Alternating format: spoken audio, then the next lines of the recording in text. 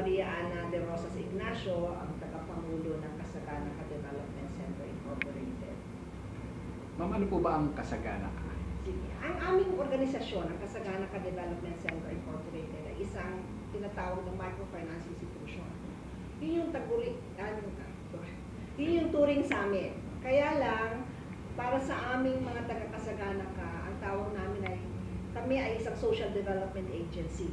Kasi ang papel namin ay talagang tumulong sa mga mahihirap na mamamayan ng ating bansa, lalong-lalo na ang mga maralitang tagalungsod at saka yung mga nakatira sa mga resettlement sites. Ang tulong na ginagawa namin ay kombinasyon ng financial products and social services. Ibig sabihin, binibigyan namin sila ng paraan para meron silang access o makakuha ng pondo, ng kapital para sa negosyo at saka para sa iba't ibang pangangailangan tulad ng pang-edukasyon, pangkalusugan at saka yung micro-insurance. Ang mahalagang nakikita namin sa ginagawa namin ay ang pagbibigay ng kapangyarihan sa mga maralitang tagalungsod, lalo-lalo yung mga nanay, yung mga babae, at makita ang kanilang kapangyarihan sa pamamagitan ng pagkakaroon ng sariling mga panggastos, panustos sa kanilang pangangailangan pambahay. At saka nagbibigay din kami ng paraan sa kanila na magtayo ng mga maliliit nilang negosyo at saka sistema na kung saan sila ay nagtutulungan. Kung tutuusin po ang Kasagana Development Center, isa kami sa mga batang microfinance NGOs. No? Kasi sa ngayon, ginagamit ng malawak na definisyon ng microfinance. Sa definisyon ng pamahalaan, ito yung pautang na below 300,000. Kami po hindi umaabot sa ganong kalaki. Kasi ang aming mga tinutulungan ng mga nanay ay yung mga nanay na matuturing na talagang nag-uumpisa magnegosyo o maliliit pa lang mga negosyo.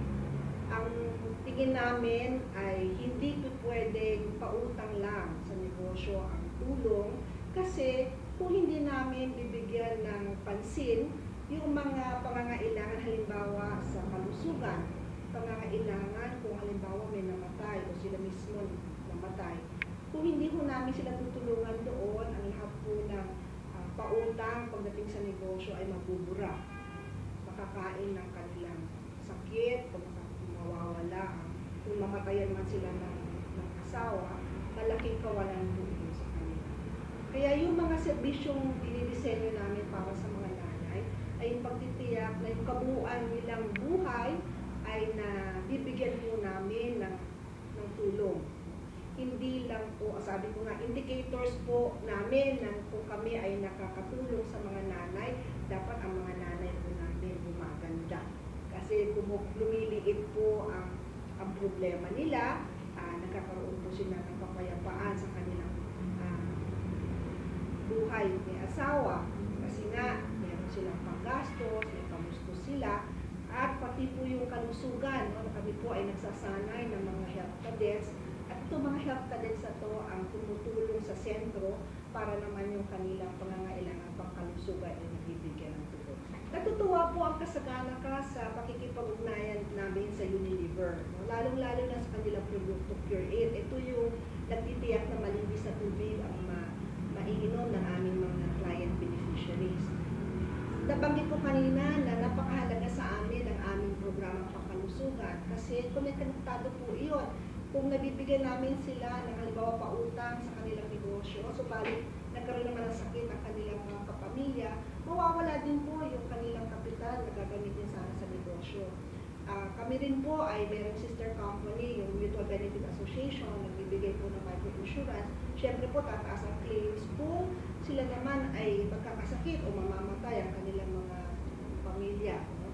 Kaya, nung dinisenyo po namin yung programang pangkalusugan, malinaw po sa amin na ang patubig o ang water and sanitation ay isang mahalagang aspeto nito.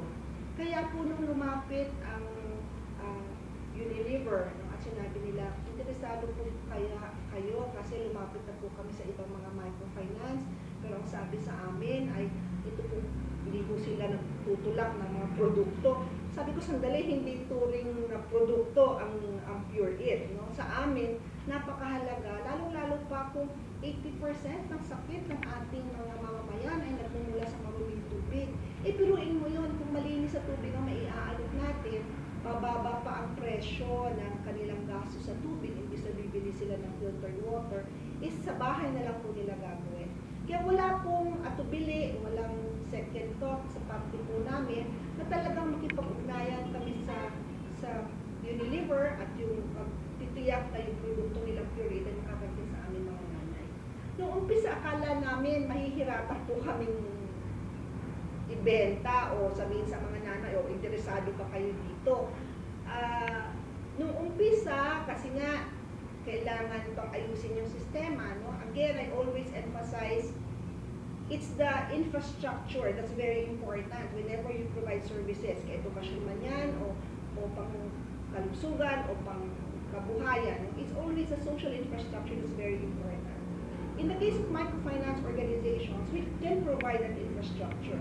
And therefore, we can make use of that infrastructure to deliver very important social services. So in the case of health, for example, we are able to train our health cadets, and through the trained health cadets, we can bring to the client beneficiaries the importance of good health-seeking behavior, katulad ng pagtitiyak na malinis ang kanilang iniinom tubig. Ngayon, ang maganda rin po kasi nakailan na po kaming buwan, halos 1,000 na rin po yung unit na ibibenta sa tulong po ng aming mga client beneficiaries. Sila mismo, pati mga empleyado rin po namin, pati ako, bumili rin po ako noong produkto at alam ko kung gaano po ka-epektibo ito. At ang maganda, nakakarinig po kami ng magagandang kwento sa mga nanay. No? Ang panaginip ko po sana, kung kakayanin, ay maibaba talaga ang presyo ng produkto. Kasi isa ho ito sa napakagandang produkto na makakatulong sa mga nanay. Kapin po ng pamahalaan na magbigay ng, o baka tiyak na ang mga mamamayan niya ay magkaroon ng mga malinis at potable water. Pero alam naman po natin na hindi nagaganap dahil na siguro sa mga malalayong lugar, wala namang sistema ng pagpapaabot ng tubig na iyon. Ang iba pong mga bansa, kung tutusin, kwento na rin sa akin, na mismong pamahalaan nila ang nagsasubsidize ng Pureit. Sana ganun mangyari, pero sa tingin ko hindi ho mangyayari. Kaya kami na lang po private sector ang magpupursige na maparating ang malinis sa tubig sa ating mga mamamayan. Sana kung maparami pa ho namin ang bibili sana ng produkto ng Pureit, ay mapabagsak po natin yung presyo para mas lalo ho marami sa ating mamamayan ang magkaroon ng access sa potable o malinis na tubig. Malaking bagay po iyon kasi siguro makakaraos tayo sa isang araw na walang pagkain, pero kung wala pong tubig, mahihirapan po tayo. Kaya ang pakikipag-ugnayan po ng aming Kasagana Development Center ay nakita kong isang magandang halimbawa. Sanang ibang mga microfinance din ay makatulong natin sa pagpapaabot ng malinis na patubig sa ating mga. Ang maganda rin sa aming ugnayan sa Unilever, no, ang siguro masasabi ko, kasi kami po sa Kasagana napaka-prangka namin eh. Nakikipag-ugnayan po kami sa iba't ibang mga organisasyon. At mula umpisa, nilalatag po namin kung ano inaasahan namin sa kanila. Inaalam namin kung ano naman ang inaasahan nila sa amin. Ang isang nilinaw po namin ay hindi ito dagdag dapat na trabaho sa aming mga socio-economic officers o iba tawag ay account officer. Medyo may sinusunod na maayos na schedule yung mga tao namin. Kaya dapat yung Unilever mismo pagbigay ng kanilang tao para ipaliwanag kung paano gagamitin ang Pureit. May isang kwento nga na yung nanay siguro nagmamadali, hindi maantay yung bilis ng tubig na dumadaloy sa Pureit, binutasan niya, no? yung filter ng Pureit.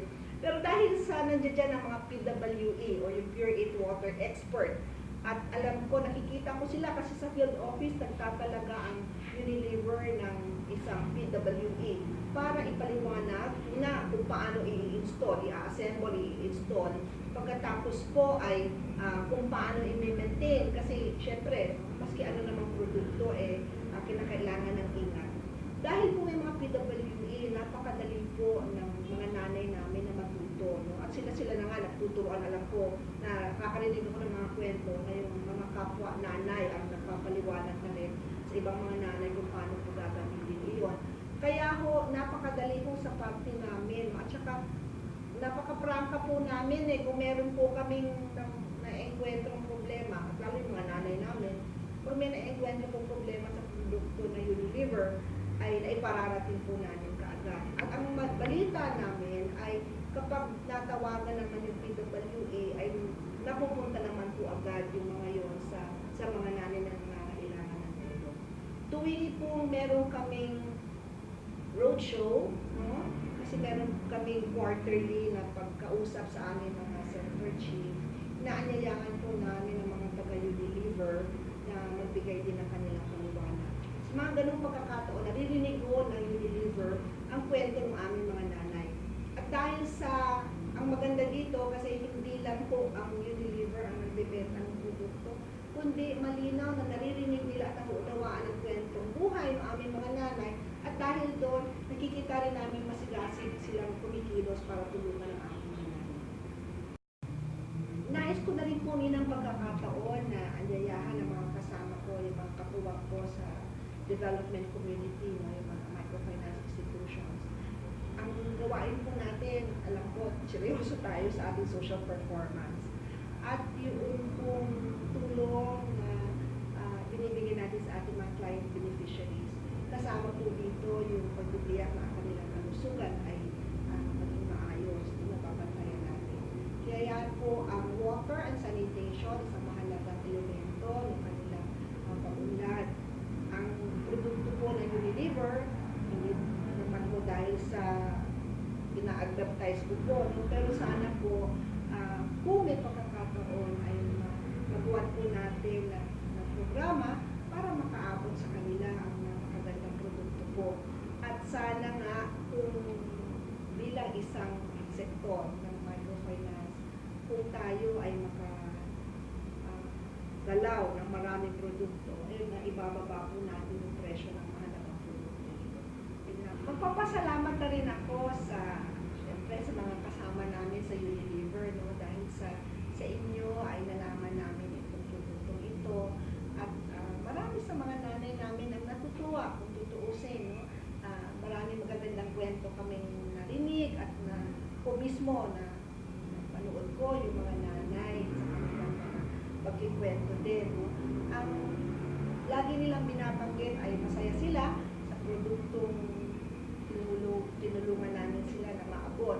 Kaya nagpapasalamat ako sa mga aming mga katuwang sa pagbabago at pag-unlad ng ating mga mamamayan, ang Unilever, lalo-lalo na yung matyagang nakikinig sa aming mga kwento, matyagang nakikinig kung ano yung aming mga limitasyon at saka yung mga na-e-enkwentro namin mga problema sa communities. No? Dahil doon, nagagawa ng paraan. No? Yung kanilang, isa na yung PWE at saka yung mga managers na masipag na pinupuntahan kung saan ang mga nanay namin. Kahit malayo ang nilalakad nila. So, salamat din.